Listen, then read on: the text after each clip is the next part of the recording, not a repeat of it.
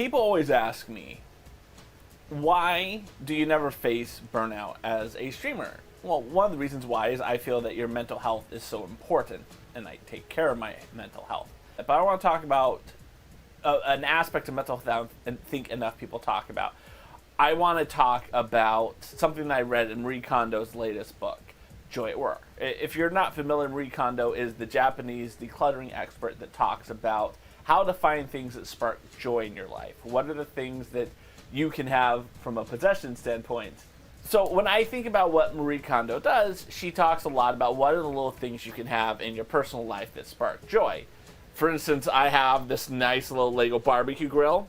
I keep this on my desk, and it's something that I can play with, and I can pick up, and I can open and close the lid, and it's something that sparks joy in my life. This little thing brings me happiness. And oftentimes, people who follow her philosophy can declutter their lives, can get rid of the things that don't spark joy, and keep only the things that do spark joy in their lives, and they can have a much more beneficial life. And there's lots of things that become barriers for people who are doing that. You know, I share a space with my wife and 2 kids, and just because it doesn't spark joy for me doesn't mean it won't spark joy for them.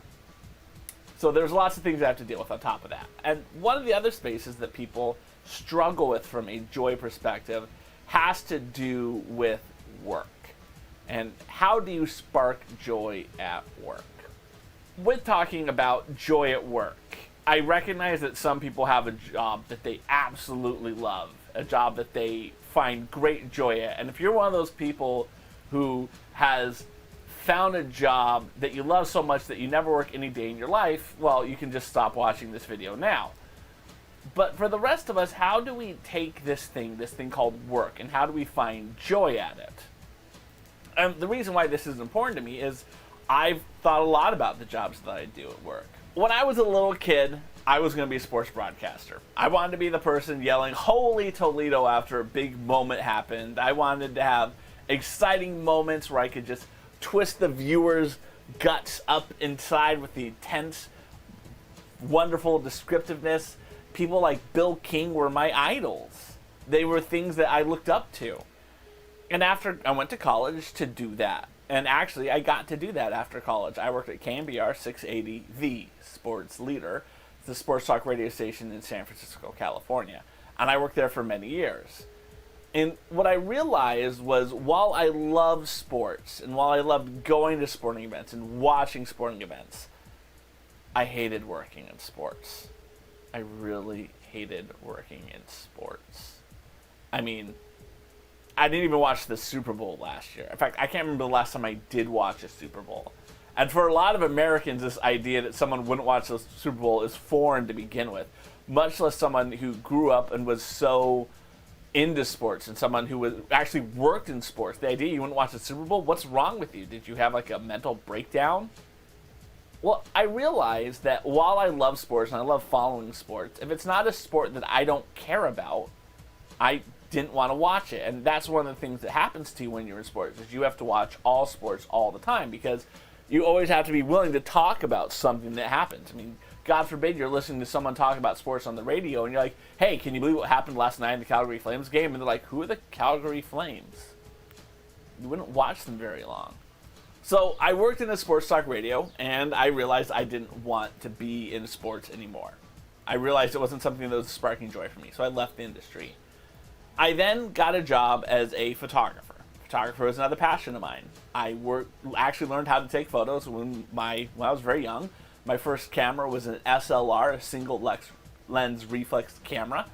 It was film. I learned how to develop film. I actually, at one point in time, did that. You know, I would take the film, I'd go into like this little black box, I'd pop the top off, I would pull the film out, I'd load it into a canister, then I'd fill the canister full of fluid, and I would shake it up, and then I would pour it out, and then I would have negatives, and I would cut the negatives. I would do all these things because I loved photography.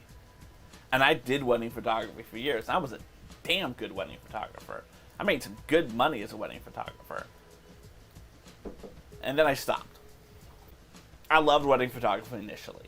I loved the concept that I was taking a photo that someone was going to put above their fireplace and was going to be there for the rest of their lives. And their grandkids would look at this and they would see this photo of their grandparents on their wedding day. And I got to take that.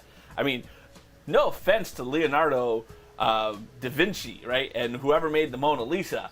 But is Mona Lisa's like grandkids looking up at that thing going like, wow, someone painted this picture of them? Right? I'm not saying I'm better. I'm just saying that's one of the things I really enjoyed about wedding photography. But as long as I did that, I realized I didn't love it. I loved photography, but I got tired of taking photos for other people of what they wanted me to take other photos for. And eventually, I stopped. And it got to the point where I've used my digital single lens reflex camera, my DSLR, 3 times in the past 5 years. It sits over there in my closet just gathering dust. I have zero interest ever to pull out my camera and go take pictures. Every time I have, it's just been to remind myself that this is something I used to love, and the passion, the joy that came from doing this is gone. And the reason why I think that's important is people who say if you love what you do, you never have to work a day in your life. What they fail to recognize is that if you take something you love and you turn it into your job, now it becomes your job. And you have to find new hobbies, because that's the point of a hobby, is that you work and you have a hobby, and the hobby is something that you have passion for and something you love, and that's what motivates you. Kind of what they were talking about, this idea that you have to find joy in life. So let's talk about what happened next. I realized I wanted a job that gave me the financial ability to do the things that I wanted to do in my spare time, that sparked joy. A job and a career that allowed me to have, y'all, this thing, this camera, this room with the lights, all these things. That's what I want. I don't care what job I have, as long as my job isn't crushing my soul and making me hate life. But then I started reading this book. Because let's talk about the job I have. I don't dislike my job, but there's no joy in my job. I mean, I've got what a lot of people would consider as actually the perfect dream job. I get paid good money. I have a boss who has a little oversight of what I do. And as long as people don't complain about me, I'm able to set my schedule and do the things that I feel need to get done to get my job done. I have a meeting a couple times a week with him where we just talk about life and talk about what goals are, and he helps me out with advice. But at the same time, I do my job and I don't have to worry about anything. And a lot of people wish they could have that, but my job doesn't spark joy. And so I was reading Marie's book, Joy at Work. And there's a sentence that just jumped out to me. If we focus on the negative, the best we can hope for is to eliminate what we don't like. Not being sick isn't the same as being healthy. Not being poor isn't the same as being rich. And not being sad isn't the same as being happy. Getting rid of the things we don't like isn't the same as choosing things that spark joy. And that made me think about my job and what I do. I don't hate my job. I don't have joy in it. I don't wake up and say, yay! I don't sign off of work and feel refreshed. I don't get excited about this. And so I thought, after reading that quote, I've worked so hard to make my environment, this thing I work and live in, make this spark joy. Why can't work spark joy for me? So I said, okay, what's the KonMari approach to sparking joy at work? And so when you're doing the KonMari method, right, you pick up something, you say, does this spark joy for me? And you go, yes, this does, I'll keep it, yay! And there's a process to it. You can't do that at work, right? Like, I can't just get rid of Karen from accounting because she doesn't spark joy for me, right? I mean, don't get me wrong, she's a lovely human being, but it's been 2 years. She still doesn't know how to upload a document to SharePoint yet. Can we do something about this, Karen? Can we get rid of Karen and bring in someone else? So you can't do that. So with the traditional KonMari approach, does this spark joy? Yes, keep it, cool. This is the 3 things that she recommends you do when you look at your daily life, your daily schedule. 1, is this task required for me to keep and excel at my job? Right? Do I have to do this to stay employed? If the answer is yes, you gotta keep that. And we'll get into what you can do about that. 2, will this task help create a more joyful future? For example, by helping me earn a raise, get a promotion, or learn a new skill. And 3, does this task spark joy and contribute to more satisfaction at work? If you're doing something that does not do one of those 3 things, get rid of it. So when I'm uploading a document for Karen from Accounting to SharePoint, is this required for me to keep and excel at my job? Well, my boss can tell me the answer to that. Will this task help me create a more joyful future? I know how to upload something. And does it spark joy? No, it doesn't. So really, the question comes down, if my boss says, Brian, you upload that damn document for Karen from Accounting, because she's a wonderful human being and she deserves you to do this for her. Your job is dependent upon you doing that. You know what?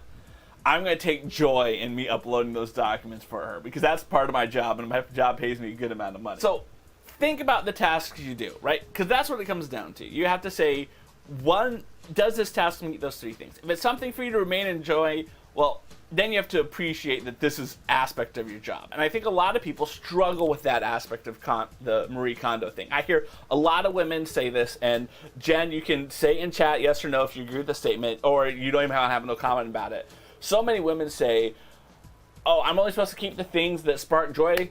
I'm going to get rid of all my bras. I don't know if this is true. I don't wear one. I don't know how painful and annoying they are, yada, yada, yada. Jen's chiming in, burn the bras. Yes, that is something many women dislike, mostly because they have the wrong fit. Okay. What is the inherent value of a sock? And I think a lot of people don't know this about socks. So I'll give you a second to think. Why do we have socks? Socks' purpose is to protect your feet from your shoes and your shoes from your feet. So if you think about it, think of all the clothes you wear. How many articles of clothing that you wear on a regular basis, the sole purpose is to protect you? As a man, I can think of an athletic supporter when I'm doing athletic events, and that's about it. Maybe I wear it close to prevent myself from lawsuits, but that's a whole different thing that we can unpack later. A lot of us, we may just be like, yeah, they're white socks. Who gives two hoots? I love my socks. They're boring, generic white socks. But I love what they do for me, right? I put them on all the time. It annoys people. I'll walk around with socks and my sandals. I'm right now wearing socks with my Crocs, because I love what my socks do for me. And that's what the joy I get from my socks is. They have this purpose. Every day I put my socks on, I say, thank you, socks, for doing what you do. And when the socks have got some holes in them, they're wearing thin, I say goodbye to the socks. I express mahalo to them for what they've done to me. What they've done for me. They've given their life to protect my feet. It's amazing. So if you think about that utilitarianism and you express mahalo and express joy for what they do for it, think about those things you have to do to keep your job. They are the socks of your work life. So you got to find the joy in that aspect for you. So keep that in mind, that concept that you only want to keep things that keep your job, things that will help you have a better future, and things that you spark joy. And look through all the things you do in your life at work. And then have those conversations with your boss like, I'm doing this thing and I don't see how it fits into one of these 3 categories. And if it doesn't fit into one of these categories, your boss may say, then why are you doing this? I mean, that's the logical thing. I mean, think of it, even the most heartless, terrible boss doesn't want you doing things that is not going to help the company, right? They're not going to care. They're like, why are you doing this thing? This isn't for your job. You don't like doing this, and this isn't making you a better employee. Why are you wasting your time? They may be mad that you were even doing it in the first place. So look through, figure these things out, and then have that conversation. Have that conversation with yourself. Have that conversation with your boss. Because worst case scenario is that nothing changes. But the best case scenario is that you start to build a more joyful time at work.